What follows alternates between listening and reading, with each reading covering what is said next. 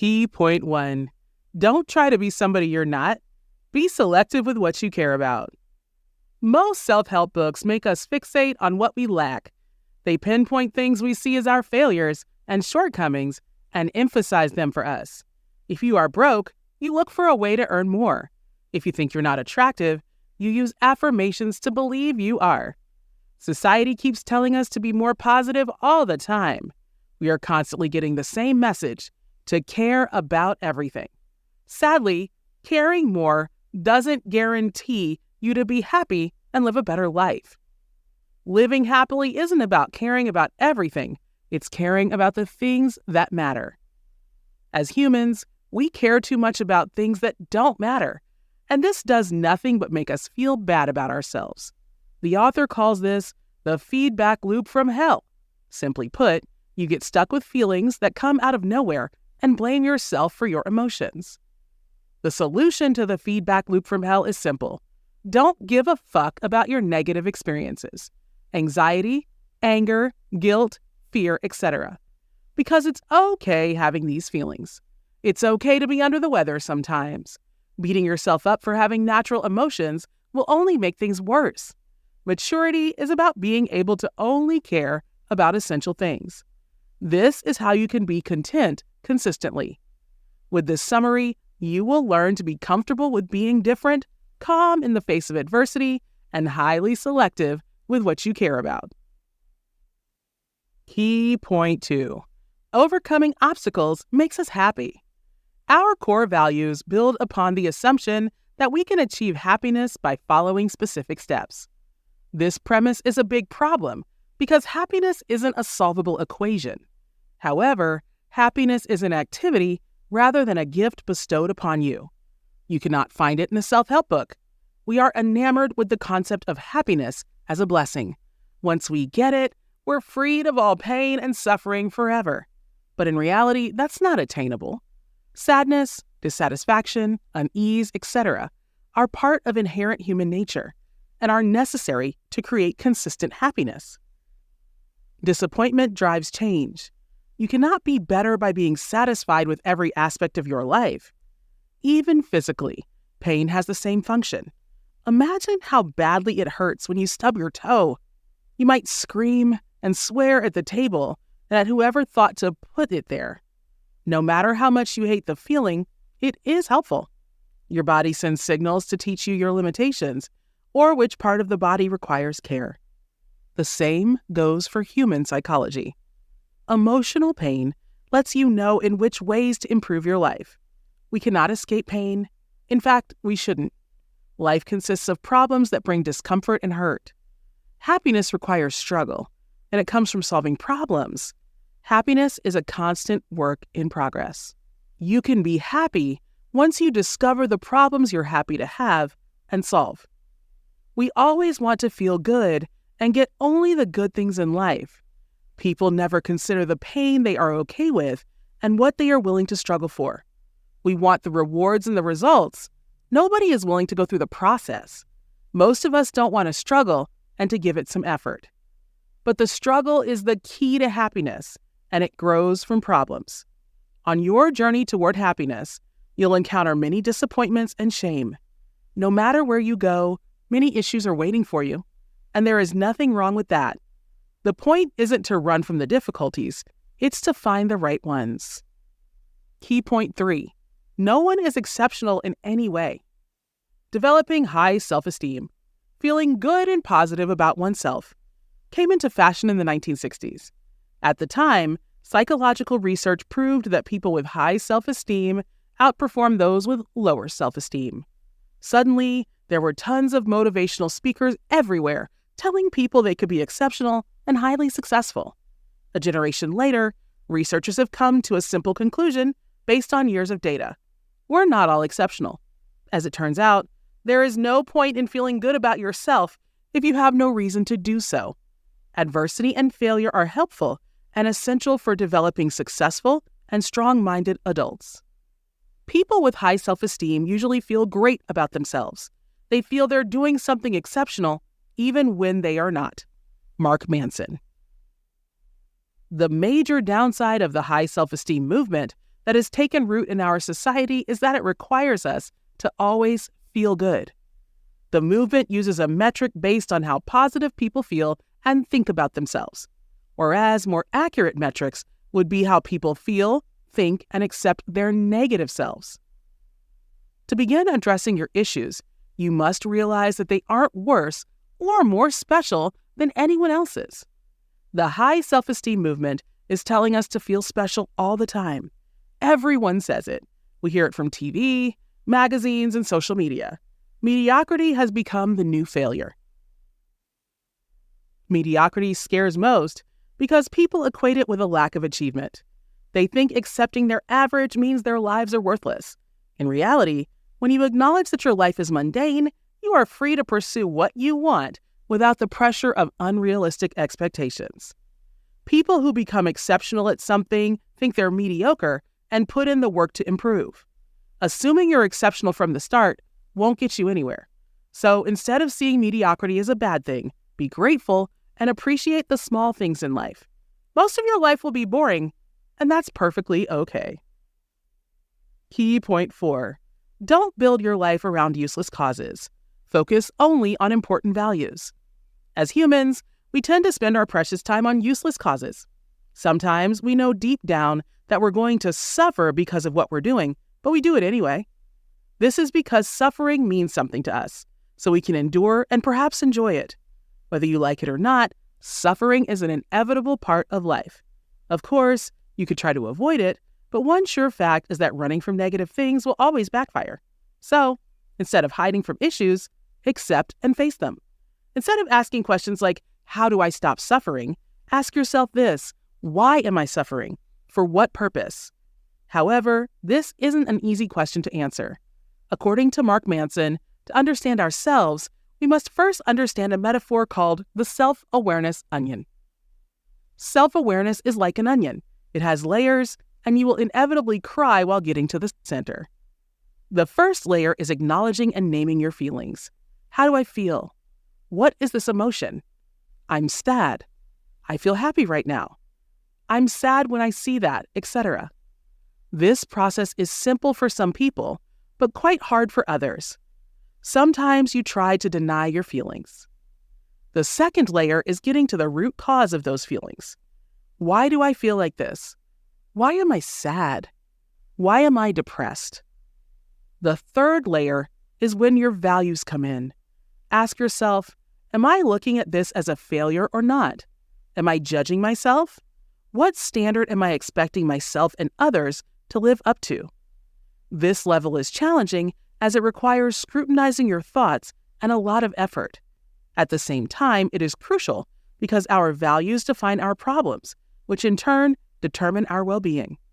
Shifting your values and definition of failure and success will change your view on many issues. Did you know denying negativity leads to perpetuating problems instead of solving them? It is okay to be optimistic only sometimes. Negative emotions are a vital element of emotional health. Key point 5. Become responsible for your life and invite progress by embracing uncertainty. There is a simple realization that all personal improvement and growth stem from. We are accountable for whatever happens in our lives despite the conditions. We can only improve ourselves if we realize that we are responsible for everything in our lives, no matter the circumstances. It doesn't matter whose fault it is. It's always your responsibility because you can decide what you make of the circumstances. Of course, someone else might be responsible for your situation, but this isn't the same as thinking it's their fault. No one else is ever liable for your life but you. People may be the reason for your unhappiness, but you have control over your suffering. You can change your values and how you view your circumstances and react to them. It's up to you to adopt a new standard for success and use it to reevaluate your experiences. Often, the only difference between a problem being painful or being powerful is a sense that we chose it and that we are responsible for it. Mark Manson. Also, embrace doubt and uncertainty because certainty can never lead to progress. Certainty might feel comforting, but you need to chase doubt instead. Question your values, beliefs, and feelings. Remember that you can only be sure about your future if you take action to shape it yourself. Stop proving that you're always right. Instead, reflect on why you're wrong. Uncertainty pushes us toward progress. People who believe they know everything never learn anything. The first step to learning is acknowledging we do not know something. Accepting our lack of knowledge gives us space for opportunities to improve and grow. Embracing uncertainty is a vital step toward assessing our prioritizations and values. Because changing our values requires putting them under scrutiny first. Asking yourself questions like, what if I'm wrong? What would it mean to be wrong? Would being wrong make my current problem better or worse for myself and others? Will help you be a little less sure of yourself. Key point 6, the success paradox. Failure is the way forward. Success is proportional to the number of times you failed, and improvement comes from a series of tiny setbacks. There is a popular saying that talent is overrated. Yes, it's overrated. Success is less about your preconditions and more about the work you put into something. We can only succeed when we're ready to fail so that we can learn and grow. When learning to walk, a child will fall and hurt themselves hundreds of times. But the child will never give up or stop trying. Failure and discomfort are a part of the process. You will have to fail many times if you want to succeed at something. As we grow older, we develop an avoidance of failure and instead stick to what we know we're good at. This concerns our education system, overbearing and critical parents, and mass media. Avoidance of failure creates avoidance of the vital actions to succeed at things. Mark Manson suggests setting process-oriented goals and taking action with his do-something principle. In high school, his teacher told him it was no use mulling over an issue for long. You have to get up and act. Once you start, ideas will come to you. By applying this advice, Mark Manson discovered that motivation often comes from action, not necessarily the other way around. It also has something to do with inspiration. Your actions generate further emotional reactions and motivations to move on to inspire your future behavior. So, if you ever need more motivation, start with small actions. Anything works fine. And try to observe the results of your actions. You can then reap the fruit of those actions to motivate yourself. Did you know? A study by Polish psychologist Kazimierz Dabrowski in the 50s showed that World War II survivors felt that the war made them psychologically stronger. They reported being more responsible and appreciative of their loved ones. Key point 7. Reject things that don't add value to your life and contemplate your mortality. Rejection is an essential life skill. It improves your life because it lets you focus on things that matter and let go of things that don't. If we don't reject something, we stand for nothing. When you commit to something, you're essentially saying no to something else. Saying no doesn't tie you down. It frees you from paltriness so you can focus on what's most significant. To build healthy relationships, both parties must be able to say no to trivialities. They should make time to sort out their differences, establish their boundaries, and take responsibility for their problems. Only then can genuine trust and acceptance be established. Also, we must contemplate our mortality from time to live life to the fullest, happy and fulfilled. People are rarely eager to think or talk about dying. Some are afraid to even acknowledge it. However strange it sounds, death gives our life meaning. If we were immortal, nothing would matter. Our values and experiences would be meaningless. Mark Manson recalls the loss of his friend in college. At first, he was depressed for months. Everything felt meaningless. However, he thought if there's no point in doing anything, there's no reason not to as well. That moment ended up being transformational. He quit smoking, changed schools, and started exercising. Reflecting deeply on death from time to time helps us to put our problems into context and to appreciate life. If you fear death or are busy making sure that people remember you after you're gone, you won't be able to live fully. Ernest Becker received a Pulitzer Prize for his book The Denial of Death, where he suggested a term death terror which is the anxiety present in all our actions and thoughts. It comes from the realization of mortality and shifts our perception of life. Once you've confronted your mortality, you can accept your life as a passing grain in the universe's timelessness. Then, you can focus on a cause that will outlive you. Accept mortality, and you'll finally make the most of each day and be happy. Conclusion. The trending mantra in our society is always to be positive no matter the circumstances. This constant chant of positivity unwittingly teaches us to care about everything all the time. Sadly, caring more doesn't guarantee you'll be happier and live a better life.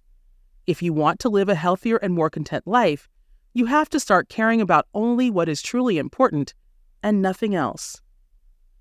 We care too much about things that don't matter, and this does nothing but make us feel bad about ourselves. We feel a certain emotion for some reason or no obvious reason, and having this emotion makes us feel even worse. The key to getting out of this loop is to stop caring about our negative emotions, like anxiety, anger, guilt, fear, etc. It's okay to have these feelings. It's normal to feel bad sometimes. Beating yourself up for having certain emotions will do you no good. In essence, maturity is about paying attention to only essential things. This simplification brings us genuine happiness. We try to do too much in life, which results in stress and grief. We all need to learn to stop caring about the things that are causing us pain. Choose to focus on what you want to care about and develop a more constructive approach to work, love, and life. Try this. Start saying no to things that don't add value to your life. If you want to focus your time and energy on the things that matter to you, it is essential to say no to everything else. It is more important to miss out on trivial things than important ones. So make it a goal to only focus on the essentials and ignore everything else. Be ruthless with this.